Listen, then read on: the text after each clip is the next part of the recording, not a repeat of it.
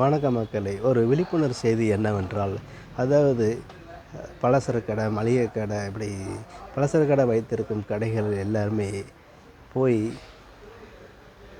முதல்ல கேட்கக்கூடிய ஜாமானுடைய ரேட்டு முட்டை என்ன விலை?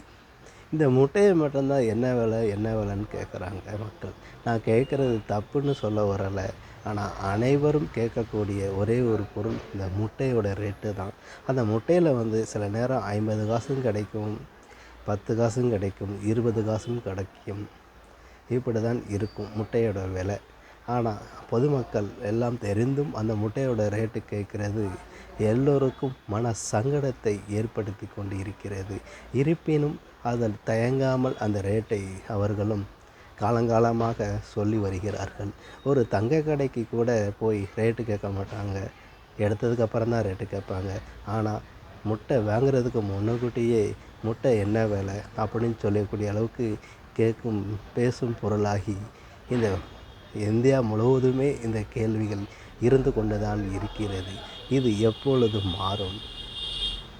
கேட்பதற்கு உரிமை இருந்தாலும் ஆனால் பண்பாக கேட்கப்படவில்லை என்றே இதன் பொருளாகிறது.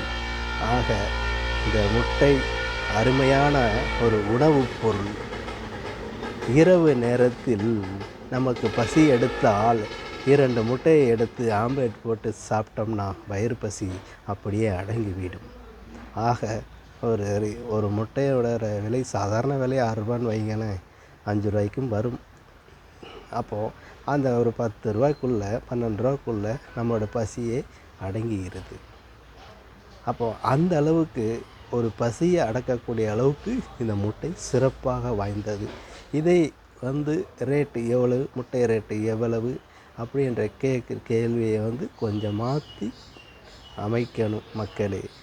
அன்பாக அந்த இதை கொஞ்சம் மாற்றுங்க தயவு செய்து என்று சொல்லிக்கொண்டு விடைபெறுகிறேன். நன்றி.